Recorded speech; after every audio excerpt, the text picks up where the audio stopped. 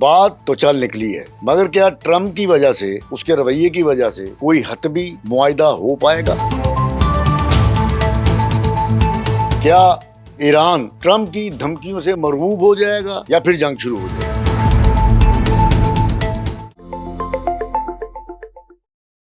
السلام علیکم، میں ہوں شیخ آفتاب حنیف، شیخ کی باتیں کے ساتھ آپ کی خدمت میں حاضر ہوں۔ پہلا مرحلہ سوئٹزرلینڈ میں اپنے اختتام کو پہنچ چکا ہے۔ مذاکرات کا پہلا مرحلہ بھی مشکل تھا، لیکن آئندہ جو تجویز کیا گیا ہے 60 دنوں کے لیے مختلف امور پہ بات کرنے کے لیے، اگلا مرحلہ جو ہے وہ انتہائی مشکل ہے۔ وہ میں آپ کو بتاتا ہوں کس طرح سے مشکل، اور اس کو کون مشکل بنائے گا اگر اس کو روکا نہ گیا۔ پہلے مرحلے میں کچھ چیزیں ڈیسائیڈ ہوئی ہیں، کچھ چیزیں مزید وقت طلب ہیں، اس میں ٹیکنوکریٹس ہیں، بیٹھیں گے، گروپس بنیں گے، بلکہ بن گئے ہیں، بات شروع ہو چکی ہے۔ اس میں ایران کا ایٹمی پروگرام ہے، اس میں آبنۂ ہرمز ہے، اثاثے ہیں، اور سب سے اہم مسئلہ جو ہے ناظرین وہ ہے لبنان کا۔ اس میں جو ٹیم گئی ایران کی وہ بڑے فاتحانہ انداز سے گئی۔ منتظمین نے انتظام کیا ہوا تھا وہاں پہ مشترکہ فوٹو سیشن کا اور میڈیا ٹاک کا بھی، لیکن ایران کی جو مذاکراتی ٹیم گئی وہاں پہ، اس نے نہ تو فوٹو سیشن امریکیوں کے ساتھ کروایا اور نہ ہی ان کے ساتھ ہاتھ ملایا، بلکہ کمرے سے باہر بیٹھ رہے جب تک انہیں مجبوراً، منتظمین کو مجبوراً یہ سب کچھ باقی ماندہ لوگوں کے ساتھ کرنا پڑا۔ جب یہ سب کچھ ہو گیا تو پھر وہ کمرے میں گئے اور مذاکرات کا دور شروع ہوا۔ ایران کے وزیر خارجہ عباس عراقچی صاحب نے یہ کہا ہے کہ اس میں بڑی نمایاں اور اہم پیش رفت ہوئی ہے۔ آبنائے ہرمز پہ آمدرفت کھول دی گئی ہے، کچھ اثاثے بھی بحال کر دیے گئے ہیں، پیٹرول اور پیٹرولیم مصنوعات کے اوپر جو پابندی لگی ہوئی تھی وہ بھی ختم کر دی گئی ہے، اور مزید اب جو ٹیکنیکل پوائنٹس ہیں ان پہ گفتگو کے لیے کمیٹیاں بھی بن گئیں۔ اس میں ایک نگران کمیٹی بھی بنی جو تمام صورتحال کو اپنی گرفت میں رکھے گی، اور دونوں فریقین کو لائن بھی دے دی گئی ہے کہ اگر کوئی ابہام ہوا، کوئی غلط فہمی ہوئی یا کسی نے انتشار والی بات اس میں ڈالنے کی کوشش کی تو دونوں رابطے میں رہیں گے اور بات کو بگڑنے نہیں دیں گے۔ یہاں تک تو یہ ہو گیا ہے، مگر ہوا یہ ناظرین کہ یہ بات چیت چل رہی تھی تو اچانک صدر ٹرمپ کا ایک بیان آ گیا۔ انہوں نے کہا کہ لبنان پر پراکسی یعنی حزب اللہ جو ہے، لبنان اس کو کنٹرول کرے، ورنہ میں پھر جنگ مسلط کر دوں گا، میں آبنائے ہرمز پہ خود ٹیکس لگا دوں گا، میں جو چاہے کر سکتا ہوں، اور اگر میری بات نہ مانی گئی تو جو مذاکراتی ٹیم سوئٹزرلینڈ گئی ہے ایران کی وہ واپس نہیں آ سکے گی۔ کیا بیان تھا! یہ بیان سن کے تو ساری دنیا حیران ہو گئی، لیکن ہوا کیا، بدمزگی یہ پیدا ہو گئی وہاں پہ بات کرتے ہوئے کہ ایران کی ٹیم احتجاجاً واک آؤٹ کر دی، پسوڑیاں پر گئی۔ یہ کیا ہو گیا؟ یہ بندے نے کیا کر دیا، ایک طرف نیگوسیشن کے لیے ٹیم گئی ہے، معاہدے پہ بات ہو رہی ہے، دوسری طرف صدر ٹرمپ یہ بیان دے رہے ہیں۔ بڑی مشکل سے بنایا ان کو، تلے منتے کر کے وہ آئے، پھر وہ بات چلی، لیکن جو سپیکر ان کے قالی باف ہیں انہوں نے بڑی دلیری کے ساتھ یہ کہا کہ ہم واشنگٹن کی لیدر بختیوں سے نہیں ڈرتے۔ انہیں پتہ ہونا چاہیے کہ ان کی دھمکیاں ان کے کسی کام آئی ہیں؟ نہیں آئیں، اب بھی نہیں آئیں گی۔ ہم نے اپنی فوج کو ریڈ الرٹ کر دیا ہے، ہم جنگ کے لیے تیار ہیں، جو کچھ کرنا چاہتے ہو کر لو، اور اگر تم کچھ کر سکتے ہوتے ان دھمکیوں کے ساتھ تو آج اس بے بسی کے ساتھ یہاں پہ نہ بیٹھے ہوتے۔ ناظرین، آپ کو پتہ ہے کہ یہ جو 14 نکات ہیں یہ سارے کے سارے ایران کے ہی حق میں جائیں گے۔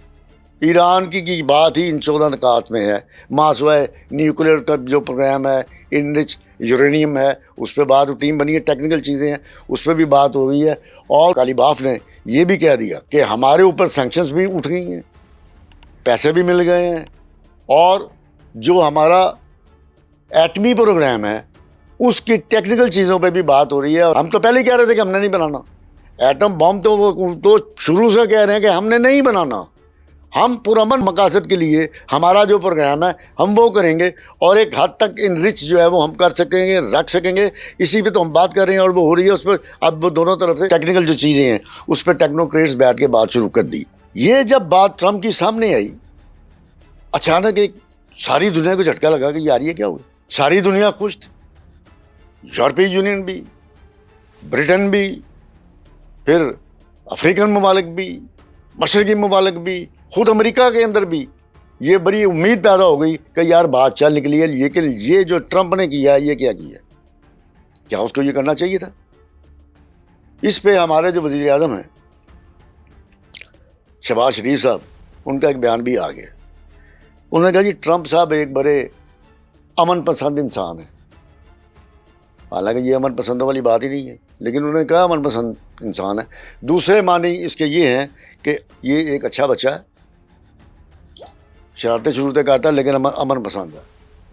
تیسری بات، میں مختلف لوگوں سے ملا ہوں، شہریوں سے، ایک تو ہوتا ہے نا سیاسی لوگ یا وہ جو پولیٹیکل تو ہوتے ہی ہیں اس طرح کی بات کرنے والے، یا کچھ روشن ضمیر لوگ جو بات کرنا جانتے ہوں، لیکن آج بے شمار لوگوں سے، عام شہریوں سے ملا ہوں، ان کا کہنا ہے کہ یہ پنجابی یہ جو باتیں کرتا ہے نا، اس کو ایک تو کہتے ہیں منہ پھٹ، عام لوگوں نے یہ کہا کہ اس کو کہتے ہیں کہ یہ منہ پھٹ ہے، دوسرے اس کے معنی یہ ہے کہ یہ پونکا ہے، یہ باز نہیں آ رہا۔ انہوں نے یہ بھی مشورہ دیا امریکن انتظامیہ کو کہ اس کے منہ پہ چھکا ڈالو، چکو، تاکہ اس کا منہ بند ہو۔ 60 دن کا جو مرحلہ آگے آ رہا ہے انتہائی مشکل، میں نے اس لیے کہا تھا کہ یہ مشکل اس لیے یہ ٹرمپ کی وجہ سے ہوگا، اس نے باز نہیں آنا، یہ منہ سے گولہ باری کرتا رہے گا، جو لوگوں کو چبھے گی بھی اور اس نظام کو سیبوٹائز بھی کر سکتی ہے، اس پورے سلسلے کو۔ یہ امریکیوں کو بڑی کامل متانت کے ساتھ سوچنا چاہیے، اس پہ غور کرنا چاہیے،